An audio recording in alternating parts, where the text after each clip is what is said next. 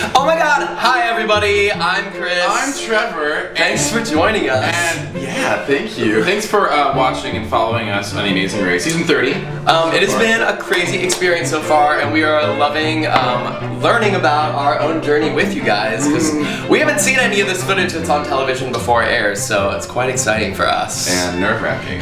And a little bit awful, but a lot great. We thought we would offer some insights to our experience, the stuff you don't see on the show, and answer some questions and talk with you guys. Yeah.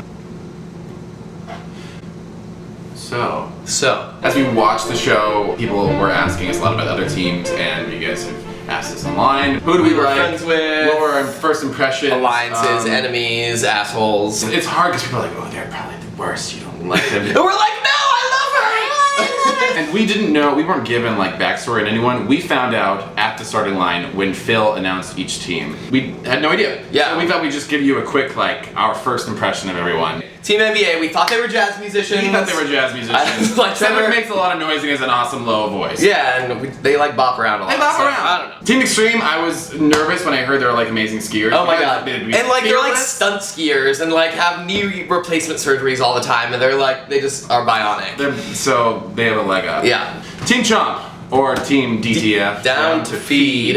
Had no idea who they were. They showed up to the starting line in like these crazy green wrestler magician like costumes. I thought they were like Vegas showmen or something crazy. Trevor thought we performed on a cruise with them. Big Brother. We had no idea. Ariana Grande and G.I. Joe. She would kill you with that ponytail. Yeah, the crowd very much knew who they were, but we did not. Goat Yoga. The most intensely passionate women you will ever meet. I think they're like operated by 1,000 Energizer batteries. A lot of energy. The Ring Girls. Super cute, bundles of joy. They're just constantly like want to be happy and funny and legitimately having a good best time. friends, always laughing at one another and just having a ball. Effing fantastic. Team Yale debaters. So they were Master debaters. Master debaters. Yeah, that's the Twins. Unfortunately, they've not had a lot of time in the show yet. They need more time. They can crank out dad jokes like no one else. It's puns.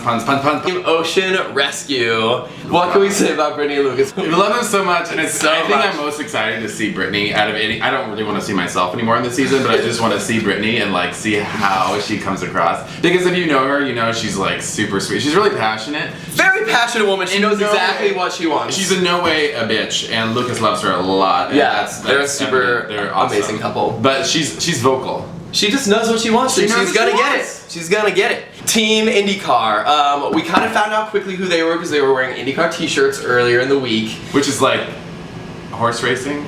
Yeah. Or it's like like you put the wooden horse between your legs and you run and jump the hurdles, I think. Sounds difficult. I don't know. Yeah. Everyone is talented who's on the season. Yeah, super. Like Alex, way to go. Horse riding or whatever.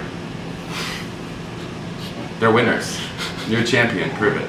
I guess let's start with this. I think one of the first questions people had about the first episode was how are we starting in 7th place? 7th place. And that begins. Actually, 8th place. We started Iceland in 8th place. Rub it in. Make it worse. Caught a cab pretty quickly. We were trying to go through the Midtown Tunnel, and the entrance was closed, and the cab driver assumed that the whole tunnel was closed, which it was not. So we had to go way up north and take the bridge. Well, he passed the Queensboro Bridge first, and we were like in traffic, and then he went up to the RFK, so we were up at like 96th Street trying to go to JFK. We get to see all of Manhattan and all of Queens. It was cool. So I was like, well, maybe this is normal. Maybe this happens to everybody. I was like trying to keep it together, but like I was like silently digging the skin off my leg in the backseat, trying not to freak Trevor out too much. Another thing they did not show was there were 2 flights leaving from JFK to Iceland. One was leaving sooner than the other. 45 minutes sooner. And seven teams got were on one that flight. And then the last 4 teams had to be on the second flight, which ended up being us. So that's how we got our start in 8th place in Iceland. Yeah. For me, the biggest bummer of what they did not show on the first episode, and the biggest issue for everyone, was the like 7 hours of driving. Oh my gosh. How confusing. I mean, it doesn't make great TV, so they're not going to show it. But really, that was pretty painful for everyone. It just took forever, especially after not sleeping on a flight and having a giant camera in your face. And like it's the first day, and so you're super anxious. And getting used to laws in a different country and all this jazz. And yeah, street signs. So we definitely got lost. Didn't get a map. not our strongest choice. But I don't think we got much more lost than any other team. No, I don't think so. Everyone got pretty equally lost. If you're gonna get lost, I mean, beautiful Iceland. Oh my god. We landed just before sunrise, and then like we got to drive around as the sun was rising. It was super like misty out. There were multiple rainbows. It was the most pretty scene area. So many courses in Iceland. So many Icelandic courses. They're so tiny. I loved My Little Ponies when I was little and still do. Actually, I did too. That's like much more your world than me, but you know. I love just so there's all these super squatty horses, but they're like just thousands and thousands. They're adorable. Iceland has a population of 13 people and 6,100 million horses. It's crazy the ratio from human to horse. Yeah. Honestly, it wasn't a euro. It was euros. Oh no, it was King something. I'm not gonna try to say. I don't remember. We couldn't even pronounce the capital of Iceland when we opened the clue. They asked us to say like, no, read the clue. Read carefully. Like very specifically. And there'd be like 17 consonants in a row, and you just be like, go to the and then find your clue. They also list like 6 different places on one sign, and so you're trying to drive quickly and also like completely read the signs in this unintelligible cadence of letters. Anyway, it was a challenge. I was like, Trevor, turn now! We don't know if you guys are super familiar with the race, but we thought the first and second episode didn't do a great job of talking about the clues and the kinds of challenges. Yeah, a lot of people were confused about like why one of us or 2 of us were doing a challenge at the same time. To describe terms of the lexicon, a roadblock is a challenge in which only one person can perform a task. You'll get a clue and it'll say something quite vague, or it'll have no information, and you'll arbitrarily have to choose like, who wants to get high? Chris wants to get high. You have to choose who's going to do the roadblock based on very little information. So that's why I did the buggy thing and with the letters. Yeah. In the stream. And that's why, yeah.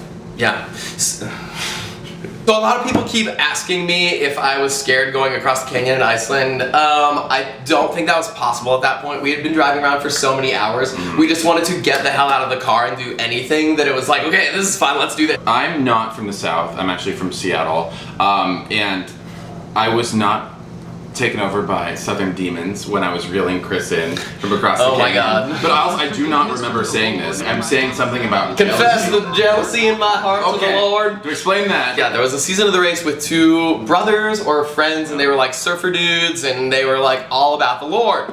So there was one like they talked about it often, and then one of them got to do this challenge where they got to drive a Mustang really quickly.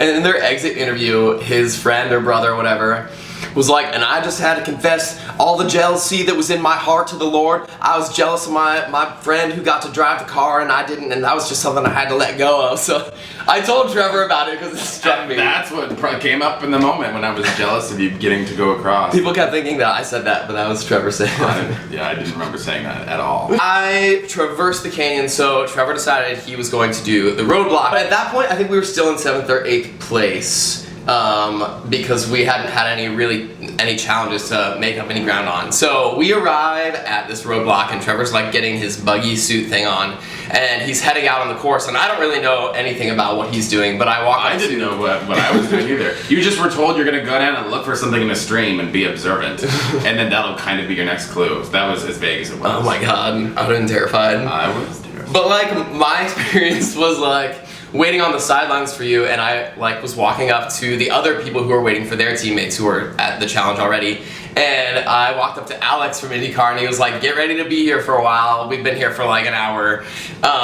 Trevor came back and then finished the task in 4 minutes, and I was like, okay, bye guys, good luck. That was the point. We went from 7th or 8th to 4th. That was really the only opportunity that we had to make up any time. Sure. I mean, having so many variables and getting lost at different times. Like, it's crazy that 3 teams placed on the mat at the same time. And we came in so close. My point is that we did like really awesome. We were the first of the second plane. Right, we were the first team from the second flight. After you check in a leg of the race, you have to kind of wait your turn, and then you get to do like an exit interview for the day. We're doing our interview, and then we turn around and we see like 4 people running with all of their desperation and sweat and all these bags. And this was Goat Yoga and the Ring Girls. The Ring Girls. So like they see all the production from our interview we stage. were Phil and they thought we were the pit stop, so they're running because they know I think that they're in last place. It was like so hard to watch. Yeah. So some other stuff that they don't show you at the end of the first leg. These poor girls. Well, let me start with like there's not a good chance to go to the bathroom. Well, as a girl, there's not. Some people weren't able to go since the flight from New York. Included. So Desi, I forget how she ends up with no shoes, but you can her see shoes fall off and their big socks start flopping around too. Like this far off. But doesn't she have like a large foot fetish following anyway? So that's like she's really cute feet. So anyways, she has to tell the story. It's so good. But she pisses herself on the way to the mat. Like right. You can kind of see it in her face, like, oh god, this is happening. You're the best French fry ever. So. Oh my god. We're going to Antwerp. Here, Chris, enjoy an American French fry without mayonnaise. But we had this little side bet going on with all the teams because CBS uses one person's quote to title an episode. And so we were like, let's see who can name the most episodes. First week, the honor went to Cedric with, "You're a champion, now prove it." Oh, what is that voice? We saw the title of the second one, "You're the best French fry ever," and we were like, who the hell said that? I thought it was Evan. Like, so we watched the episode last night and we still didn't even hear it, but Trevor is the one who said it to me apparently. Yeah, I don't remember saying half the shit I said. Episode 2 starts in Iceland. What they didn't show, this is the first time for all the teams to kind of come together. We were all on the same flight. So it's the first time really meeting everyone and getting like a chance to actually chat and get to know people. Everyone had an equalizing flight, so it was kind of just a more mild experience. And everyone was friendly and let their guard down a little bit. It was awesome. Yeah, we got to fly to Amsterdam, then we had to take a train from there to Antwerp, Belgium. So we learned the night before, or the day before, that we had to find this chocolate shop. And we all found out that the chocolate shop was closed at like 6:30 p.m. And we weren't even getting to Antwerp until like 9 o'clock at night. So we figured that we were gonna arrive there and that there was not gonna be any clue waiting for us and that we were going to have to wait until the morning when the chocolate shop opened. Thought we were gonna have to sleep outside. Which then we were offered like this communal sleeping space. We thought, we weren't prepared at all for sleeping outside. Like had we had to do that, it might have been a disaster. Like other people had sleeping mats or sleeping bags or like inflatable things. Yeah. I had like a $3.99 like inflatable pillow for a plane. So we woke up super refreshed the next morning. I think I slept maybe 40 minutes that night. I can sleep through anything, so actually I slept. You tossed and turned all night. I know, because I was awake the whole time. So our clue at the chocolate shop was that we had to find this skyscraper, and the clue was... It was like 45 minutes of running. Who wants to get high? Chris? I volunteered quickly. I volunteered as tribute. The challenge ended up being the climbing a rope ladder thing, which honestly, the most challenging part was that the harness that they strap you into gets like caught in the twistiness of the ladder. So like, it's impossible to hold yourself straight. I was the first one to get down from the ladder, so we were in first place heading to our first detour, which is when you actually get to work together on a challenge. In picking, like, if we're gonna do the diamonds, printing press or the diamond thing, it was so vague what was listed, and the locations, it was so hard to figure out which was gonna be farther. So if we'd known the printing press was closer, we would have definitely done that. Yeah, because it was finding a cab in that city was everyone keeps asking how we went from first to like 7th place. We were just running. We ran for an hour and a half looking for a cab. We finally got to the diamond location. The diamonds was super fun for us because it used both of our strengths really well. Like Trevor was very organized and he had like the thought process all laid out for how we were going to find the worth of the diamonds, and then I was just like doing all kinds of equations. Well then we were... we didn't show up first, but we left first. So we had a poem that had to be translated, and I think it was in Finnish or something. Flemish? Flemish. That's the one! Then the woman who deciphered our poem for us was like, oh, it's a fry race. And I immediately was like, oh, we're gonna like chow down on some French fries. As fast as we can. Only to find out that it was like racing as a French fry. And if you're familiar with the race, again, this was the first ever head-to-head challenge. Normally, a team is able to go through all the tasks in a leg and then just check in at the end of the day whenever they finish. Flemish. But in this case... you had to battle it out, and the team that would lose each battle or duo battle would have to go to the next team and have to go. It's not only a bummer that you have to battle directly another team, but you have to wait for the team to arrive. And what was not shown well, I think the twins were like hours later. Yeah, so I think they took so changed long. detours or they took a changed penalty or detours. something. So everybody that just pushed everybody. I think they had to wait for like 3 hours for them. And like poor Team Yale, like got there second and left in like 8th or 9th or something. They were such champions. I can't believe they weren't more like downtrodden. They were like Constitution of Steel. And he tried to push Henry over. Okay, I just have to say, from my vantage, turned it into it looked super intentional. It really, really did. But even I'm more sure so from my vantage there that day, and I was like, "Wow, you're really trying to make friends." No, here. I even took a second to turn Henry, and I was like, "I'm sorry, that wasn't intentional, Henry. I love you.